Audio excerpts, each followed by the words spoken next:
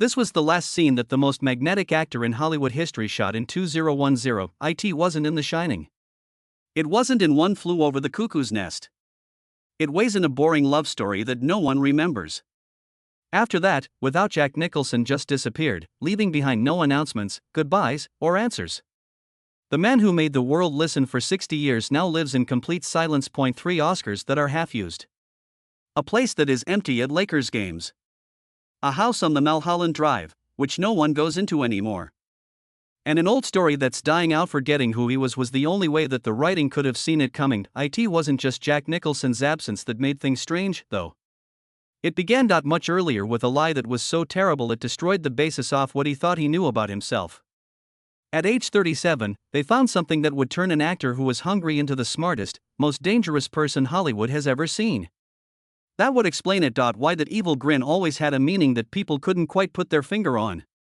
Where did the crazy and the where did Shining come from? How could such a smart man not be able to love? How does someone win everything but still end up by themselves? What happens when your memory starts to erase even the lies that made you who you are? We need to go back to before we answer that. In New Jersey, Neptune City. 2 women who loved a boy to a beauty salon enough to lie to him for 37 years and keep a secret that, when it came out, it was too late to have a fight, ask for forgiveness, or tell the truth. Since the best role Jack Nicholson ever played was never in a movie.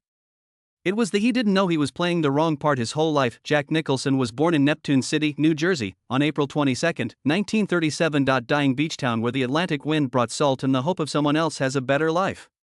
But the boy who would become the biggest star in Hollywood when Rebel came into the world, it wasn't with joy, but with shame. In 1937, unmarried moms were not looked down upon. It was wrong to talk about them, talked about, erased. So 18-year-old June Nicholson, who was very pretty, a showgirl with dreams bigger than Neptune City, chose to do something that would keep following her son for many years. She gave her child to her own mother at Ethel May, and then she left to follow the stage lights of New York. The deal was struck in silence. The boy would be treated like Ethel May's own son. June would become his sister and visit him from time to time with gifts and stories written out of necessity and shame. And Jack, the little boy at the center of all this deception, would grow up believing a lie that was so thorough that it became the building blocks of who he was. He called Ethel May Mom. He called his beautiful older sister June, who worked in the city and had the smell of smoke and drive. He did not grow up in a wealthy family. Instead, he did so in a working-class family. From their simple house, Ethel May ran a beauty salon. The small rooms were filled with the noise of hairdryers and people talking. As the women came and went, their words made a steady hum, and young Jack listened. Their stories, their laughs, and how mean they were. Being taught early on that people acted different parts of themselves based on who was watching. But there was always something wrong, a shadow he called name. June's visits were heavy in a strange way.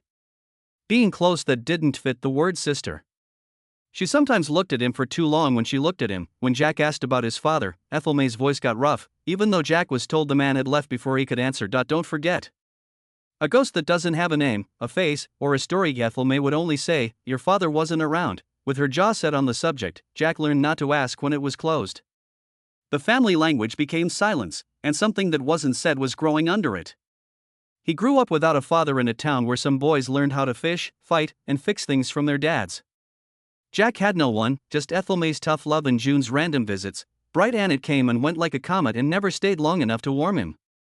After many years, Hugh would say that not having a father filled a void in his life that he spent his whole life trying to fill with other things. People, women, or anything else that would make him feel whole. However, the real destruction wasn't over yet.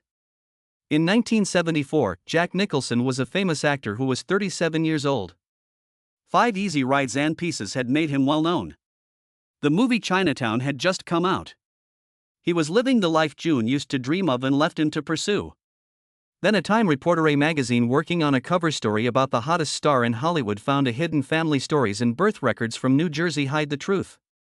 June Nicole wasn't his sister. She was his mom. Ethel May wasn't his mom. She was his grandmother. He was told that his father had left. Having IVE never been there. Some thought it might have been June's married boss, a man whose name would never be known for sure. The ghost that had gone into the building of shame and quiet. Jack got the message on his cell phone. A researcher, saying sorry and being unsure, asking him if he knew. At that time, Jack lost all the things he thought he knew about himself. He was born to the woman he called sister. Every day of his life, the woman he called mom lied to him. His whole identity had been a show put on without his knowledge, and he was the only one who didn't know it. Being. Both women were already dead when he found out the truth. June Hadji took the secret with her when she died in 1963. Ethelma had come after in 1970. There would be no fight, no words, and no moment of sobbing confession. Or making peace. Nothing but silence. The same quiet that shaped his life and will always do so. In talks, Jack would talk about with a detachedness that almost seemed spooky, as if he were talking about a character in a story written by someone else. Something pretty important shaped my mind then, he said, his voice calm and almost scientific. But people who knew him could tell that cracks. The way his relationships with women got more difficult, watched. The way he threw himself into roles that looked at guys with broken identities and realities that were falling apart around them. I would say it was a pretty exciting event, he admitted after many years. The subtlety was so deep that it let everything out. They were both dead by the time I found out. What are you going to do? What do you do when the story that you thought was true turns out to be false? How about when the people you loved most were players in a play you didn't know you were in? The option for Jack was easy and terrible at the same time. You take that breakup, that betrayal, you bring that anger from being lied to every job. You tell the lies. Have meaning. The characters that came after that finding carried it with them. Robert Dupia's quiet on air in 5 simple parts. A man who was running away from a past he couldn't explain. The getting to the bottom of Jack Torrance's madness in The Shining.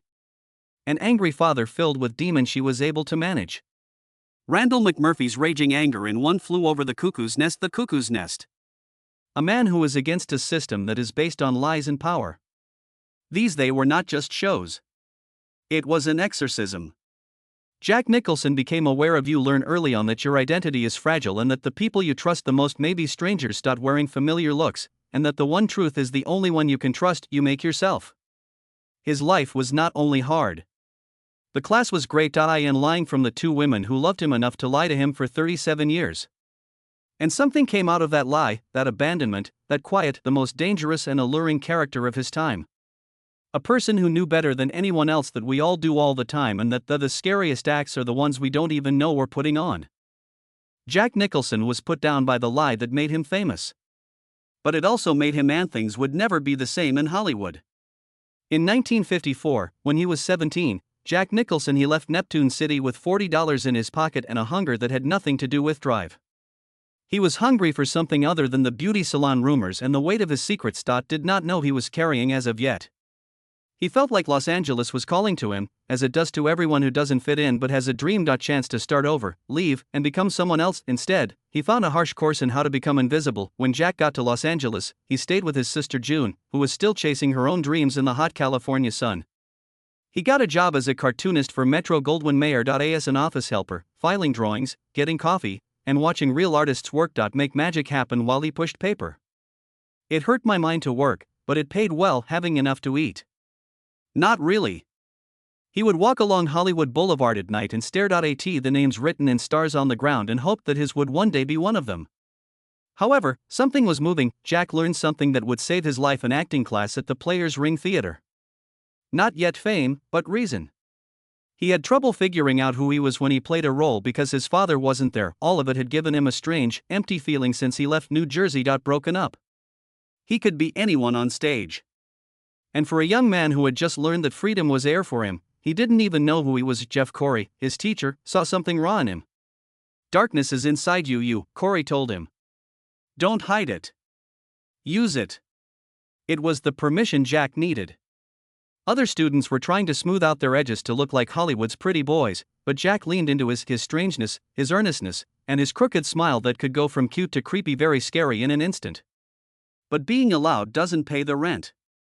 All through the late 1950s and early 1960s, Jack barely made it with parts that were so forgettable written down as comments. Killer of Crybabies, 1958. A Roger Corman B movie in which he played a bad kid. The Little Shop of Horrors, 1960, which was shot in just 2 days and had him in a small role for 5 minutes. Dental patient who likes pain. The Raven, 1963, one more Corman quickie. These weren't jobs, they were ways to stay alive. He was I am really hungry, not just figuratively. Jack ate ketchup some nights, dinner was Pax and crackers. He woke up in cheap flats with thin walls every morning. He could hear his neighbors arguing, making out, and being sad. He said later, I was broke for so long that I thought that was what life was going to be. While James Dean and Marlon Brando changed the rules of theater in America, Jack getting called to work on beach party movies and terrible horror pictures. Making casts, directors saw his face, including the thinning hairline, the big features, and the crazy energy, and didn't know where he fit in. Too strange for main men, he was too serious to be funny, and he was too smart for the trash he kept getting paid to do. But on the edges of Jack was learning about Hollywood's bad movie business. He looked at every director, every shot, every choice that worked, and every choice that didn't. On Jack learned about Roger Corman sets, where movies were made in days on budgets held together by hope and guts. Craft. Corman turned out to be an unexpected teacher who showed him that limits could bet. Creativity grew under pressure was freeing. During those years of Jack made the friends that would shape his life out of hunger. Hi, Dennis Hopper, he is yet another outsider with fire in his eyes. Peter Fonda, who was rich and unhappy. Harry Dean Stanton, another traveler in the wilds of Hollywood. They drank, they smoked, and talked about art, revolution, and pulling down the they were suffocating in the studio setup. Jack later said, we were mad. We are mad at the business, the world, and ourselves for not breaking through. But that anger was fuel. By the middle of the 1960s, Jack was in his late 20s and no one knew who he was. He had been in L.A. for more than 10 years. What did he have to show for it? A resume. He had a bank account that made fun of the word actor in movies that no one saw. Friends from Neptune City were living normal lives now. Stability for families. Jack was still after ghosts.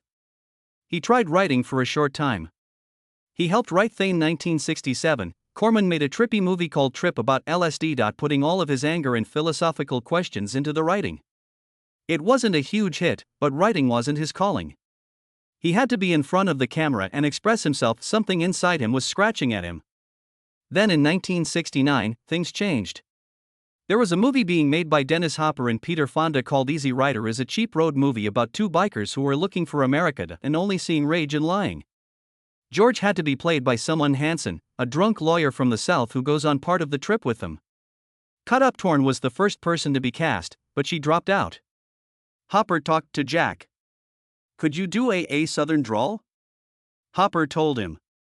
Jack had never made his voice sound Southern before. He lied, for sure.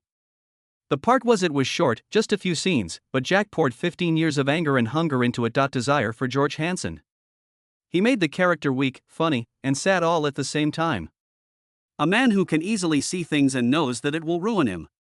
In one scene, they are sitting around a campfire and Jack's speech about freedom, which he gives while high and thinking, became the heart of the movie.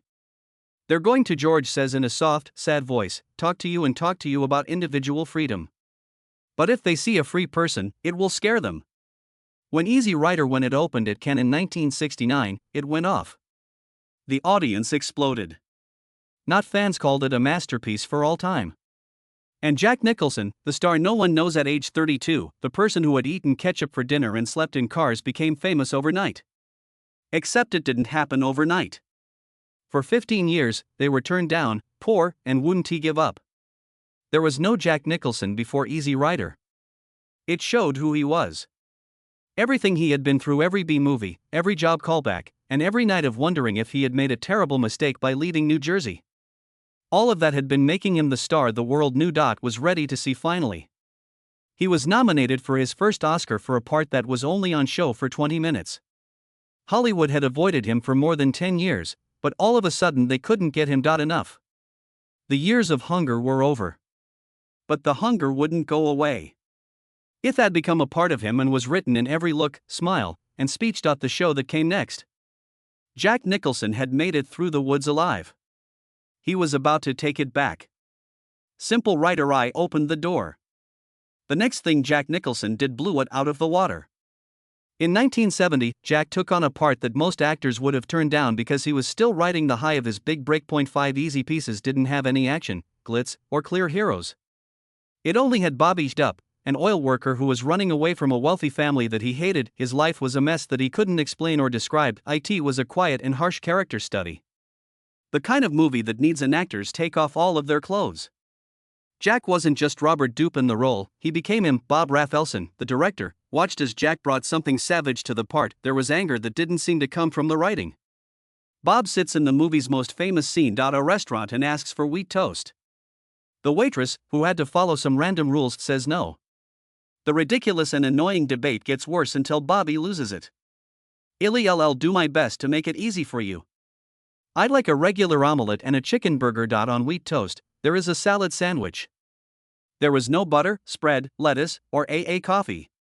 The waitress was proud. A second chicken salon. Keep there is coffee, butter, salad, mayonnaise, and butter. Anything else, Joey? Very cold, like ice. Yes. Just hold the chicken and bring me the. You haven't broken any rules, just give me the chicken salad sandwich and toast. Servette, do you want me to hold the chicken? Bobby, put it between your knees. The scene is very short, only 2 minutes, but it shows everything. The rules that are so insanely silly that don't help anyone. An angry man who was stuck in a life that doesn't make sense. The scary jokes Jack would tell in his signature. The audience exploded. This actor did more than just talk. Lines. You could feel everything his character couldn't say. Jack was nominated for his second Oscar for 5 Easy Pieces. He lost, but they didn't need to. He had shown that he wasn't a fluke. He was the real deal. Afterward, he got the part that would define him for all time. In 1975, based on Kenzie's book, Milos Forman was in charge of making One Flew Over the Cuckoo's Nest. Explosive book about a patient in a mental hospital who was restless. Randall McMurphy was bigger than life. He was a con artist who fakes being crazy to get out of jail. To work, but he got stuck in a system that was much worse than any jail. The part needed an actor who could be both cute and scary. Crazy and funny, sad and moving, messed up, sometimes all at once. A lot of big-name actors in Hollywood wanted it. Marlon Brando was a possibility. The first person to be given it was Gene Hackman, who turned it down. However, producer Michael Douglas, they knew they had one option. Jack got McMurphy, Douglas said later. Which Jack had done his whole life to fight systems. Jack did more than just practice for the part. He went through it. He stayed in a reel for days. In an Oregon psychiatric hospital, watching inmates and talking to them, taking in their beats. He saw men locked up and forgotten, their souls dormant. Institutional brutality that looks like care is slowly crushing people. It made him angry, and in every scene, he brought that anger with him. Before shooting started, Jack made a decision. Even Foreman was shocked by that. He wouldn't turn anything off. In the scene where when Curie finds out that he was committed against his will and that his sentence has no end date, Jack's anger is so raw that the other players clearly pull back. When Curly tries to move the water pump as a show of resistance, throw something through the window. Jack's physical fight is real. He poured everything he had into emotion, his veins swollen and his face twisted. He knows will fail. I tried, though. McMurray gasps, heartbroken but not broken. And at that point, Jack wasn't just pretending to be someone else. He worked out every day. He had been turned down, gone hungry, and been told lies by his family a lot of times. In the last scene, McMurphy is lab bombed and Chief Bramden suffocates him. Him out of pity is still one of the saddest scenes in movie history. Jack, he was still and his eyes were empty. The chaos went away. The boss had to yell cut 3 times before Jack could do something bad. Later, Jack said it felt like death. I chose not to return. The Oscars went to One Flew Over the Cuckoo's Nest, which won Best Picture, Best Director, and Best Supporting Actor. Louise Fletcher won the award for Best Actress, Best Director, Best Script, and Best Person who plays Jack Nicholson. Jack stood on stage at 38 years old with they and knew he had reached a spot that most artists can only dream of. He couldn't be touched. But success is a trap that looks like freedom, and Jack's next job would show that he was ready to explore the darkest parts of his mind and share them with the public. Him. Jack played Jack Torrance in The Shining, which came out in 1980. Stephen King's book about a writer who slowly goes crazy while living alone in a hotel in the snow. Kubrick was famous for always wanting to do things perfectly. Needs 50, 60, or even more than 100 takes of a scene. Mostly, it was torture for the players. For Jack, it meant an okay. It turned the Overlook Hotel into a fiery pit. Kubrick pushed Jack deeper into Jack Torrance's life every day. Breaking apart. It's famous for the scene where Torrance cuts through with an axe. They broke down the bathroom door. It took 3 days of shooting. Jack hit that axe so hard that his hands hurt. The crazy smile, the big eyes, and the voice that changed from being funny to being scary. There was more to it than just talent. Possession. Shelley Duvall, who played his scared wife, later said she was really scared of Jack while they were shooting. She said he wasn't acting. He leaving. Kubrick supported it, which put Duvall in a corner, wore her out, and made real scary things to record on film. It was mean and deceptive, and it led to one of the most scary shows in the history of horror, but the cost was clear. After When The Shining was over, Jack looked empty. Friends saw that he was drinking more, sleeping less, and pulling away from people. Into himself. He had caused Kubrick to go crazy, which left scars. "You can't go that deep," Jack told her later. Not having brought anything, the late 1970s and early 1980s were a tough time for Jack. Not stoppable. In Chinatown, 1974, he played Private Eye Jakiz. The cutest part of the movie was when his nose was cut open. A scar Jack pushed for making real. In 1973, The Last Detail, Terms of Endearment, 1983, which earned another Oscar nod, he won his second Oscar for a supporting part that showed how well he could play both warmth and vulnerability. As angry. He worked with some of the best directors of the time. Kubrick and Pansky, Foreman, Nichols, and Rifleson. Each one made him do more and pushed him further. And Jack freely gave it. He became hooked on the passion and the process of finding truth in fiction, to the cheers that made all the years he had spent worth it spent not being seen. But his shadow was getting longer. He played men in those roles were starting to feel stifled by lies, trapped by systems, and suffocated by isolation. Bleed into his real life. The line between star Jack Nicholson and there was less of Jack the man. He was a god on set. Offset, he was becoming more be yourself. He would live forever because of the parts. But he learned that longevity comes from in its own way makes you feel alone. He was crazy, which made him famous. The same crazy that was slowly taking over him. The best act of his career was the one where he played a man in charge of his life, but it was getting harder and harder to keep up. Everyone saw the Oscars, the famous acts that got standing ovations. The man behind them was what they didn't see, the smile. Someone who knew too much about how to hide behind masks if he had forgotten how to be himself because he was so good at playing other people. Jack Hollywood had given him everything he ever wanted. There was one thing he had lost the day he found out the truth, though. About his mom. Being able to believe that something or someone was what they looked. "I'm not a great lover. I can't even I fake it in movies." It was a joke, and he said it with his trademark grin. That being said, Jack's best lines often have a truth that he isn't sure he wants to say. To look into. For a man who played lovers, husbands, and sad people who lost their hearts with his own love life was a minefield of emotion, betrayal, and the constant fear of being hurt. That promise was just another lie waiting to fall apart. In 1962, when he was 25, Jane Knight, an actress Jack met in acting class, became his wife. She was beautiful and smart.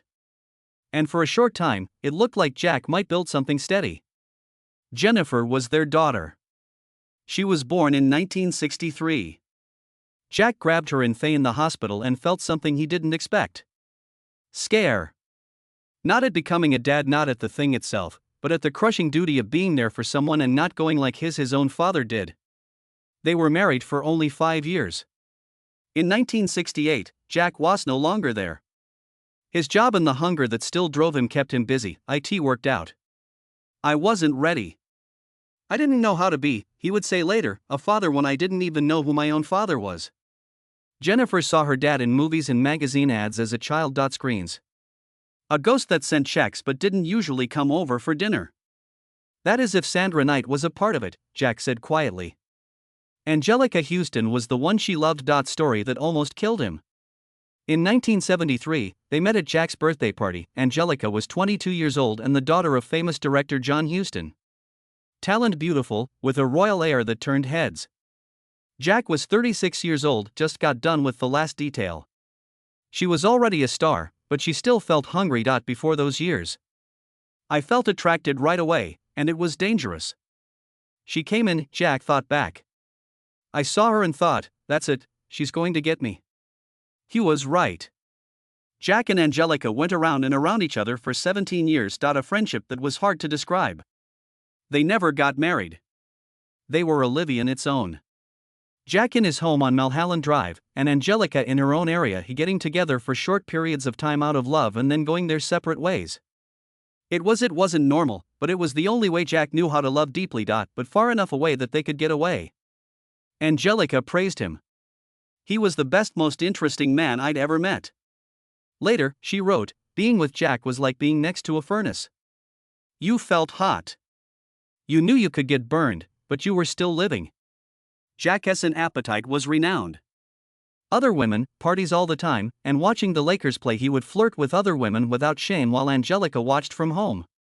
He cover up his affairs. Almost as if to see how much he could flaunt them, love could last for a while before it broke. Jack went to court in 1977 for a crime that he should have quit his job. Romeo Palinski was caught at Jack's house for statutory rape while Jack was away. The media show was very rough. Angelica, who was caught up in the chaos, asked about drugs that were found on the site. She might have left Jack to drown in the mess. She stayed instead. I loved him, she said. Simple, as if that were enough to explain everything. But love can only go so far. Jack tested them over and over.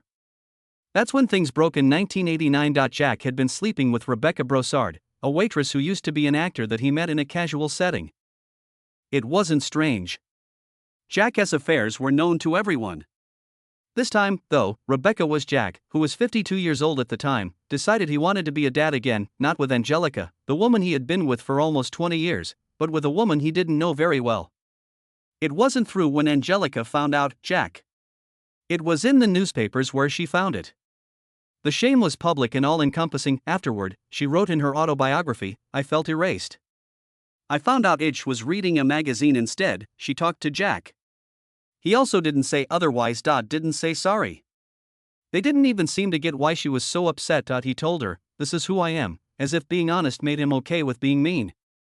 Angelica has left. The love story that defined a Hollywood age didn't end with fireworks. Instead, a woman packed her bags and left. Things and a man standing by himself in his home. He found out too late that he had ruined the only friendship that was ever important. She gave birth to Torrey in 1992 and Lorraine in 1990. When Jack was younger, he may have been haunted by the ghosts of his past mistakes. Present. He saw school shows, took his kids to Lakers games, and played the part of being a dad for the cameras. But people who knew him well saw the same thing. A pattern. First the intensity, then the distance. Giving money and gifts shows love instead of being present. By the middle of the 1990s, Jack and Rebecca were no longer together. Also broke up. She went on with her life and took the kids, leaving Jack alone again. I now have 5 kids. Jen from Sandra, and Caleb from a short relationship with Susan Ansack, Lorraine and Raymond from Rebecca, and Honey, a daughter from one more fling. 5 kids. Still, Jack spent most nights in his Mulholland's house by himself. The rooms were echoing with a sense of nothingness. Could fill. Friends saw that something was different. The well-known parties at Jack's the house got silent. The Lakers games went on, but Jack seemed farther away. He was focused on the game like a man trying to take his mind off of something he couldn't name. He was surrounded by other people. As one friend remembered. But you could see how lonely it was. It weighs in his eyes. Angelica, on the other hand, had moved on. She married artist Robert Graham in 1992 and made her life about other things. Jack's mess. When she was interviewed about their friendship, she kept her distance like someone who had made it through something scary. I loved Jack, she told him. But I loved Jack. That would mean losing yourself, and I didn't want to go away. Jack never married again. He did date women, but most of the time they were decades younger than him. The newspapers were happy to write about every new blonde on his arm. However, the relationships were short, one-time acts for an audience that most people thought that Hollywood's craziest bachelor would keep living up to the rumor. Behind closed doors, Jack told his closest friends that he had ruined the one relationship that had ever been hard for him. I wasn't brave enough, he said in a low voice, his smile gone. Angelica, wish I didn't know how to give that all of me. The pattern became clear to everyone, being careful. There was Jack Nicholson, the actor who could play any role. Was able to make people believe in love, loss, and healing, but not in his own life. The boy who was brought up on lies had learned not to trust things that last, not to think that anyone would stay. That's why he always left first. Jack played Melvin U.D. Dahl. The writer is mean to the woman he loves and says, "You make me want to be 8." Got him his third Oscar nod and is still one of his best. The most loved acts. Audiences cried at how open she was. The hard one comes back. But people who knew Jack saw the funny side. He could play beautiful change. It was a different story when I lived it. Because of fame in the 2000s, Jack's love life had almost stopped. The celebrations were over, the young actors were no longer seen. There was still a 70-year-old man in a house built for lots of people, having dinner by yourself, watching basketball by yourself, sleeping by yourself. It wasn't often that his kids came to see him. Angelica lived her own life. Across town, and only ran into each other at business events, where they talked just nice looks and nothing else. Jack may have loved the thought of love for a long time. A friend noticed. But he was scared of what it would take. Openness to harm, trust, and the chance of being left behind. So he gave up on first over and over until no one was left to go. It wasn't sad that Jack never found love. He found it, grabbed it, and watched it slip away. Because he did not believe it was true. The lie that shaped his youth. When he learned that his mother had been pretending to be his sister, he learned that nothing was what it seemed, that the people you cared about most could fail you in the deepest ways. Hence Jack made his life so that he was in charge of the story. Where he left off before he could be left, where love was done instead of lived. He became one-off. These are the best artists ever. He was also one of the most alone because of it. Every stage, screen, and award had been won by Hollywood's craziest soul. His worst and easiest part was the one he could never get right. What a man who wants to stay does. Jack Nicholson was in the 2010 movie How Dodo You Know? An American love comedy movie directed by James L. Brooks. I don't remember it. Film that wasn't well received by critics or did well at the box office. Jack did played a supporting part, said his lines professionally, got paid, and left. Nobody he knew at the time that it would be his last movie. Jack was 73 years old. Nicholson, who was the most electrifying actor in movie history, just stopped. There was no news release, press conference, or farewell trip. He just gone away. Hollywood first thought it would only last for a short time. Jack had the right to, after 60 years of hard work, take a break. But the weeks turned into years, and it got quieter as time went on. Scripts showed up at his agent's office. Important parts in projects of high status. Directors really want to work with him one more time. All of them did not get answered. The man who used to eat up parts so fast that they scared and thrilled audiences in equal measure didn't seem to be hungry at all. By 2013, there were remorse to get around. There were rumors at business events and well-worded worries from used to work together. Jack wasn't just taking a break. There was a problem. Friends who went to the Mulholland Drive home said the man there seemed weak. He kept telling the same stories he had just told a few minutes before. The wit was no longer as sharp, the famous charm flickered all over the place, like a light bulb that's about to go out. In 2013, news came out that Jack was having trouble remembering things and might have early-stage dementia. The tabloids used to love how crazy he was, but now they use his fall to make money. Paparazzi pictures of him made him look thin and messy, like a shadow of the he was a magnetic figure who used to own every room he walked into. One picture in particular, Jack was cruelly caught outside of his house, looking lost, like he didn't know who he was. His very own road. People who were close to him strongly denied the stories. Jack is fine, they said. The denials didn't seem sincere, though. He's just choosing to live privately. The Jack Nicholson movie Who Chose Privacy was made up. The real Jack had always liked being the center of attention, on the energy of groups and how being watched made them feel good. He wasn't able to stay away. It meant giving up. When the Lakers played, it was a measure of his fall. Jack had worked at the Staples for many years, a center. Courtside in his sunglasses, making eye contact with cameras. His being there as they are just as much a part of the game as the players. When he showed up after 2010, grew spread out. When he did show up, he looked like the noise was bothering him. And the confusion that used to fuel him was now too much for him to handle. He stopped by 2020. Going all the way. The seat stayed empty, with only a ghost of the guy who had sat there before. It. His kids tried to help. Jennifer, his oldest daughter, came to see him often. Lorraine and Raymond, who are now adults, came to check in. What do you think? What will you do when your father, who made hard things look easy, can't remember your name? When the voice that used to be in charge now starts in the middle of a speech and can't finish it. Friends stopped him, not because they are mean, but because they admire or maybe even fear them. They didn't, I want to see him like this. Didn't want to remember Jack Nicholson as a weak man when they died. It breaks my heart. One was let in secretly. He used to be a powerful force, but now he's just going away. It used to be known for its parties, but the house on Mulholland Drive became a graveyard. The art gallery, the souvenirs, and the 3 Oscars party, there is dust on a shelf. There was silence around all of it. Jack, who had been acting all his life, now he was by himself, without a crowd, a script, or a part to hide behind.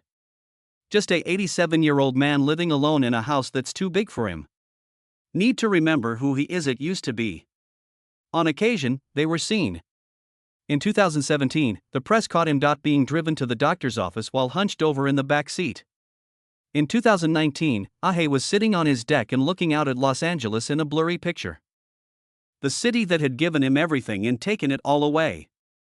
Back in 2021, news came out that he barely left his room and that caretakers planned his daily activities. The man who used to be the picture of defiance now needed help with the smallest things. The business world that had been praising him went quiet. No success in a lifetime. There were honors at the Oscars but no retrospectives at Cannes. It looked like Hollywood didn't like thinking about death, so they chose to remember Jack frozen in time, the smug bad guy from The Shining and the stubborn rebel from Cuckoo's Nest. Not the old man losing his mind, but this might be the cruelest irony of all. Was this? Jack Nicholson had spent his whole career playing guys who get messed up bylies, going crazy, and being cut off by forces they couldn't control. Finally, he was living his life in the last part of it. The boy who found out at age 37 that he was a lie about his whole identity and was now losing even that broken identitito, the fog of old age. His last important public event was in 2017. For a short time at a Lakers game, cameras caught him looking weak and confused. For the picture, he smiled. That famous grin is still trying to do its thing. But there was no longer any light behind it. It was a scary picture, a warning that even legends die out and that even the most crazy souls calm down in the end. That time is the one enemy that not even Jack Nicholson could escape. 24. Everyone already knew what the rare report from his family meant. Jack was still living in the house. But he wasn't the same man the world knew. I remember. It was getting harder to remember the acts he'd done and the women he had loved, the parts that had set the tone for generations. Everything like a film reel that has been left out in the sun for too long. The act of disappearing was all done. Jack Nicholson had been in the spotlight for 60 years, but now he was no longer seen. He was the same in Metro-Goldwyn-Mayer as he was in Neptune City, the mailroom. He was the same before Easy Rider made the world know about him. But this time, being invisible wasn't a problem to get past. It was the last curtain. And not like there would be no standing ovation, encore, or anything else for any part he had ever played. There was no director yelling cut to get him out of the show. The same quiet that had been important to him as a child was now claiming his death. The story lived on, but the man behind it was already gone. We had 60 years of Jack Nicholson shows that will live on after we're all gone. In Chinatown, One Flew Over the Cuckoo's Nest and The Shining. They aren't just movies. They're reminders of what can happen when ability meets trauma, when hunger meets chance, and an actress doesn't want to fake anything and instead fills every frame with truth. But those parts will live on. A man who had been changed by a lie. Because they felt abandoned, unable to make true love, which was the one thing he did so well. He took it all, Hollywood, but he couldn't get over being alone. He got 3 Oscars, but not any women. Whom it mattered. He gave everyone everything and didn't keep anything for himself. At this moment, Jack Nicholson is alone and quiet. The acts and memories fade, going away into fog. It is quiet in the house. There is no longer a smile. The bad guy who the world is disappearing one lost moment at a time. It used to be scary and exciting. Time. What do we learn from this? That greatness requires giving up something? That genius and pain go hand in hand? Or just the fact that even tales are real people, fragile and deadly? Tell us what you think below. Sign up to show your support for artists who did anything for us, even if it cost them everything. Don't forget Jack Nicholson, not just for the parts, but also to tell us that behind every unforgettable act is someone who, like all of us, was just trying to figure out a world that didn't make sense at all. It's over for the show, but the impact will last forever.